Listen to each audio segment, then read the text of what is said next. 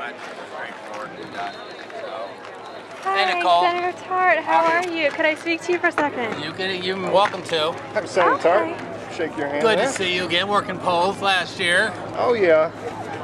I saw you not too long ago. It was a Cornelius Town Board meeting, and you spoke and you said you were sending the DOT some questions that a lot of constituents have been asking you about the tolls, right? Right. Toll lanes on I-77. 77 northbound, backups. The DOT says they're coming, but many voters don't like it. Did you get your answers? They all are out online. Everything's online. It can be found now. Did you feel pretty satisfied with their answers from the DOT? Well, like I said, everything's out there for everybody to look at and review. So. Have you all? I saw that you were trying to get the contract to view it. You've seen that now. It's online as well. I haven't personally gone through it, no, because I don't have anything to do with the project. But we were trying to get NCDOT to release it. Now it's actually online and available to everyone. So I know Kurt and some of the other folks are reviewing it. So it's open to whoever wants to look at it. Is there any further legislature approval that would be required? Nope, we don't have a vote or a say. Okay, but there was previous legislation? None that we voted on or had a say on it.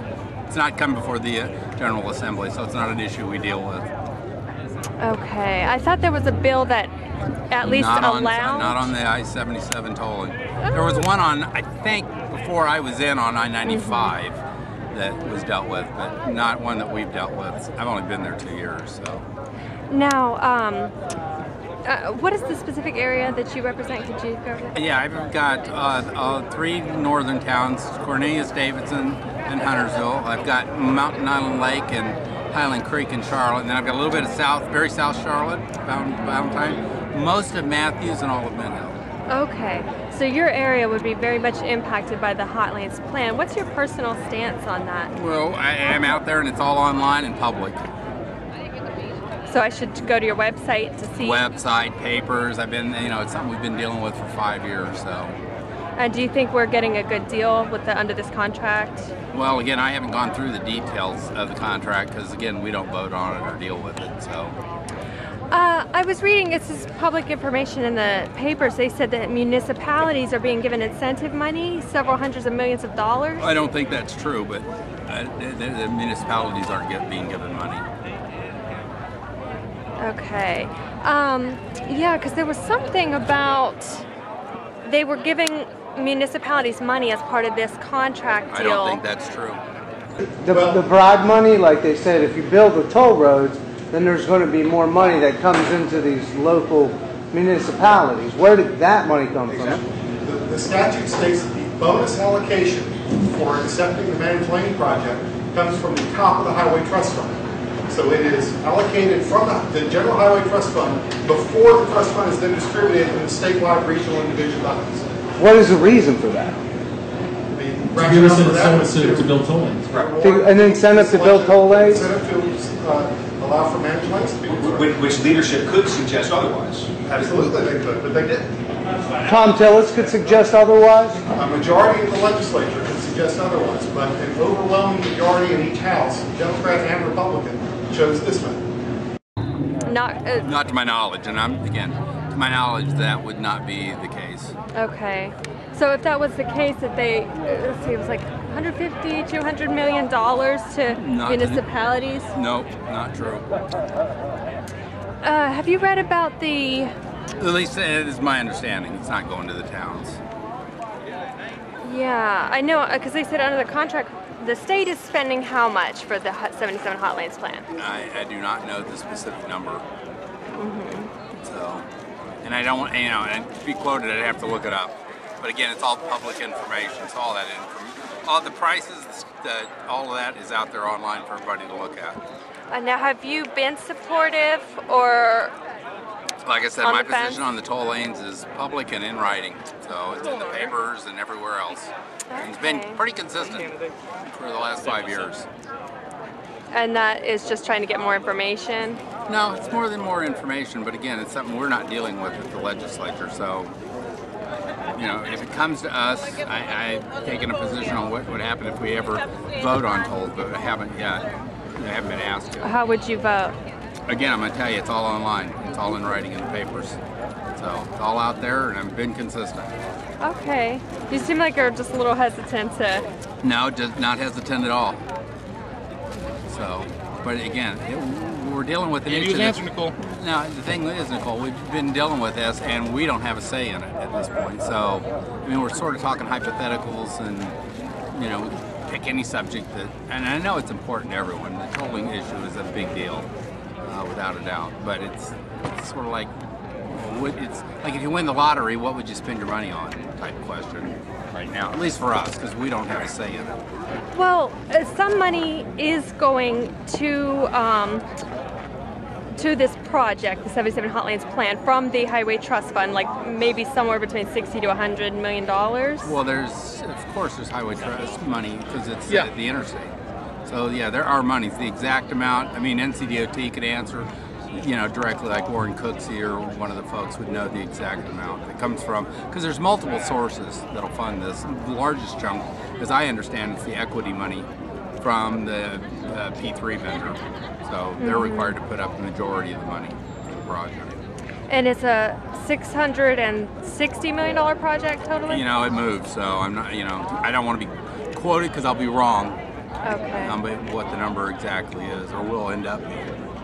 So. But you feel pretty satisfied with how that plan is laid out? Well, like I said, you know, it's not satisfied or not satisfied because, again, that's not something we get to vote on or decide on. So, you know, if you want to talk about Medicaid restructuring, you want to talk about the medical examiner's office, you want to talk about the UNC system, you want to talk about teacher compensation plans, all the things that I'm in the middle of, the Mecklenburg tax reeval. Happy to get into details of the things that I'm working on and spending my time on that I've been asked to work on and assigned from the General Assembly. I don't serve on the Transportation Committee at all, so it is nothing that I work on the details or the nuances of.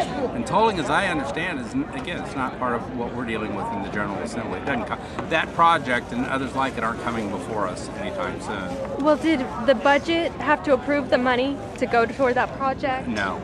That wasn't in the budget? No. Where'd the money, is it just DOT money that they're using? Well, DOT, equity money, federal money, so there's different sources of it. It's not all just state dollars. And the state dollars are small and capped. I believe the liability on it from the state is set at whatever the max amount is. So. Okay. Yeah, it seemed like the spokesperson for that project, Warren Cooksey, I remember him saying that there was incentive money going to some of the municipalities up to maybe $200 million. Yeah, I'm pretty sure, and I could be wrong, but I'm like 99% sure none of this money is going to municipalities. None of this will flow to their budgets at all for this project. At the... And I think that's probably the third time you've asked, so I'm pretty sure it still hadn't changed. It's still not going to them. Not going to any town councils? Nope, not to my knowledge. The towns will have no control over any of the monies associated with this project in any way, shape, or form, I believe.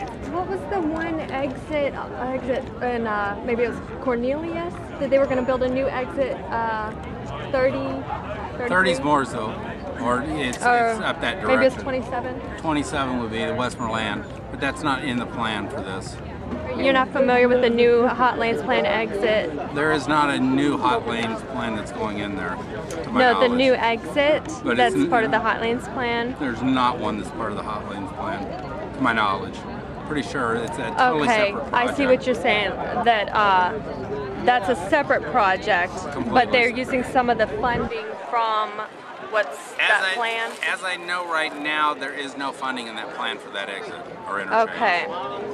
Where's that money come from? For the interchange? For that exit?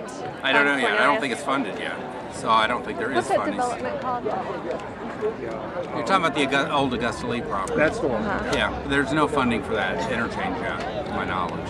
Okay. So as of right now, that's not going to get built? Well, it'll get built eventually, I would assume. I don't know the timing and where it ranks, and I don't know where the funding will be allocated for that when it comes about. But it's not, right now, my understanding, it's not part of the tolling, the managed lanes. Okay, that would be the town council making that decision. Actually, it wouldn't. It'd be the state. It'd still be NCDOT because it's a federal interchange. It's an interchange on the interstate, so towns don't control that. Towns can lobby for it and so forth, but that's an NCDOT decision.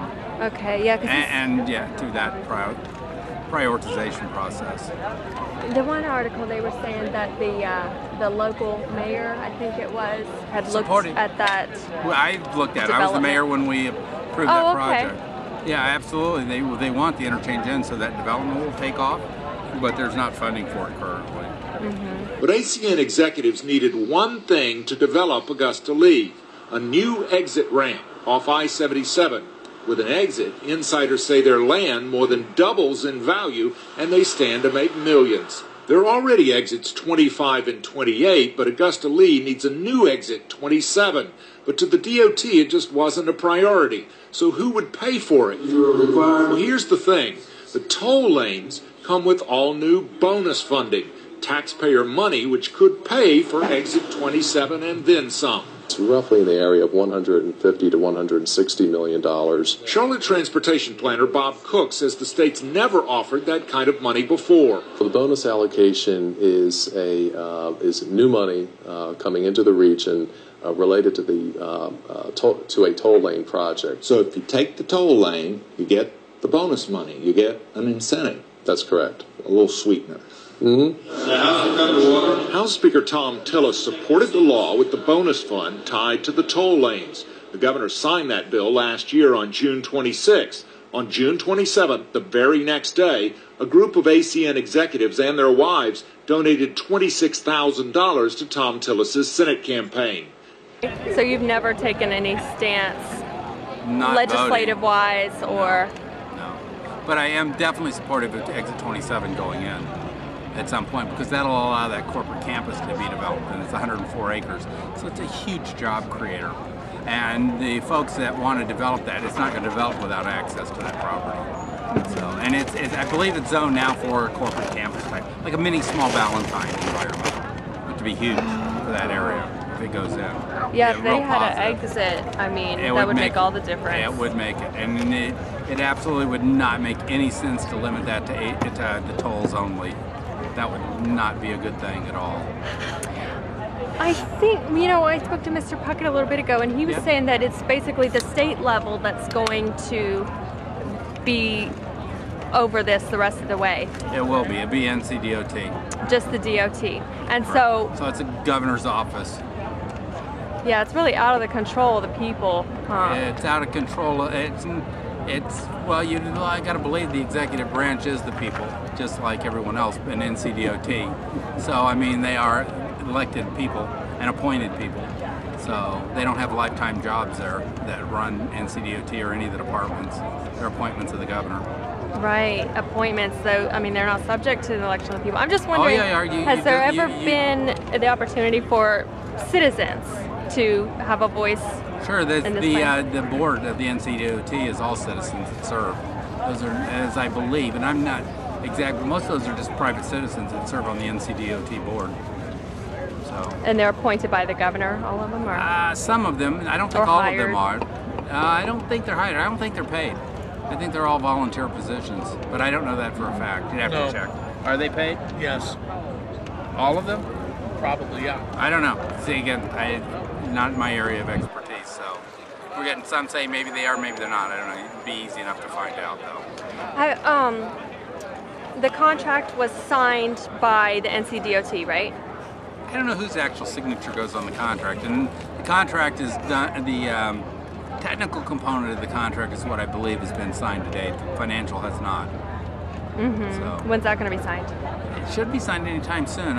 Well, as I understand it, it triggers is if the contractor, Centra in this case, as soon as they raise the equity component that they're supposed to bring to the table, it automatically triggers the execution of the financial close. Is there any, I thought there was a legislative committee that had to give some sort of approval, like a highway committee, highway authority? Not to my knowledge, no. No legislative approval at all? It's out of our No control. county approval required? No. No city board? Nope. NCDOT in the governor's office is my understanding. And CRTPO. Yeah, and that's where all that decision gets done, the old mumbo body. Yeah, and so, I mean, I'm just wondering, how do residents have their voice? Would you support a ballot initiative, bringing it before the citizens to vote on the project? The question is, would you do that on every road project, on every traffic light? I don't know. It depends on what gets proposed or would be proposed. You'd have to consider it on its merits once you decide what it is. Yeah, but a lot of the road projects, I mean, traffic lights, that's subject to the elected officials. We can have, our voice by voicing our displeasure at the ballot box. Sure, absolutely. And appointed individuals, you just well, can't do that. you get to the person who does the appointing is who you then elect, right?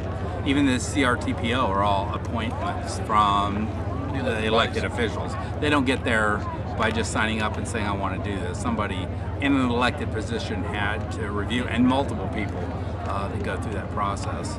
So you're pretty satisfied with the CRTPO? Well, the way CRTPO is appointed is the town board. So you've got to have the boards agree on who's going to be assigned to serve as that representative. Mm-hmm. And oftentimes it's one of the elected town members. I think it always is. It's always an elected town member. It's always an elected official that's on that board. And even if Huntersville, Davidson, and Cornelius had voted against the project because Charlotte holds the majority of the votes, they would have supported it anyway. Yeah, CRTPO is a weighted vote, so it's not like MTC where it's one town, one vote. It's based on population and size. So who has the biggest weight? Charlotte, of course. So, I mean, they're lion's share. At the end of the day, Charlotte makes every single transportation decision in this county. And they're I think if I recall, and I may be wrong on this, I think Charlotte's 93% of the tax base going into the county and for transportation.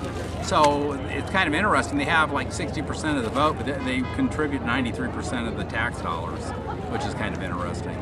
So it's not even proportional. So they actually have less vote than the amount of money they send in it. Yeah, I mean, I think of it like the residents of Cornelius didn't vote for Charlotte's representative to the MUMPO or CRTPO. Correct, they do not. But this is impacting them. Who do they hold accountable? That whole board, the CRPT, in that case, for road projects and prioritization. But it's a large committee process done over lots of years. Lots of people have input to these decisions. It's not a single person that has a say on it. So. Last question.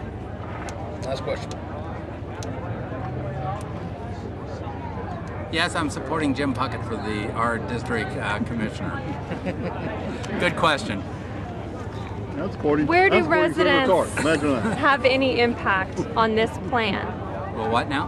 Where do residents go to have any impact on this plan? At what point should they have done that, or where can they do it? As far as I know, with the I-77 plan, I mean, that's been discussed for at least 5 years. And it's elected people, volunteers, it's town halls, it's public meetings, and there's been thousands of people that have been involved in reviewing this project or having a say or an input to it. So that's a lot of people. So over Where did it first come from?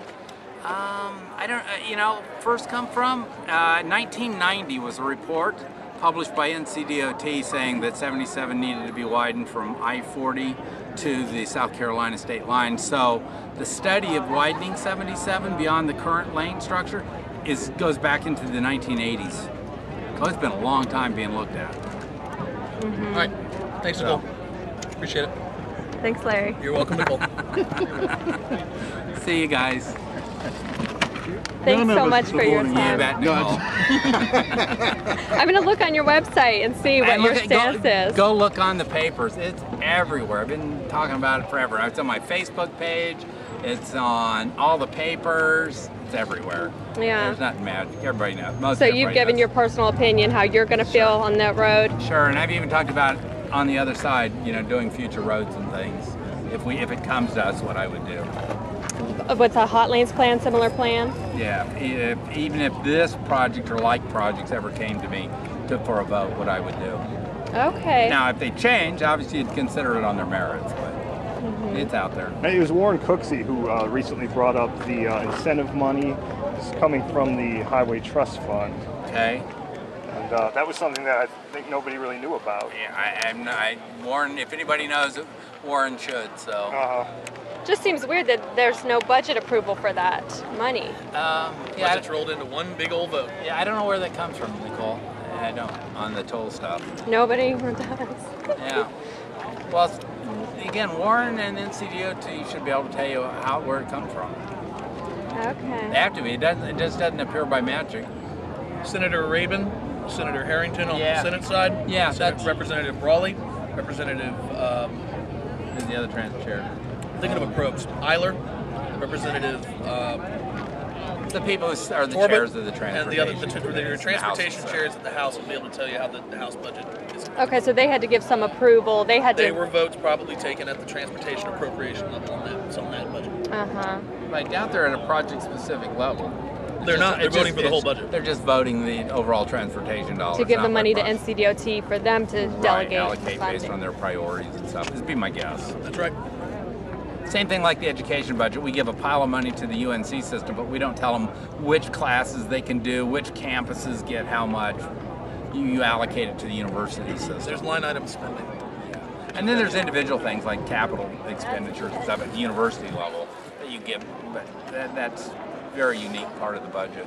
The lion's share is just we're giving them an allocation overall, and then that's how they determine campus by campus how to use it. You know, it's just frustrating as a resident that it seems like that just totally takes away any control that we have over tax funding to give it to unappointed boards for them to make these decisions when it's never subject to unelected boards. Sure. I'm about to eat it. I'm trying not to eat on camera if I can. I don't look like a pig. There you go. All right, thanks, guys. Thank you. You bet. If you needed phones or anything, There you go. Thank you. Thanks, guys. See you guys. Good luck. Good luck.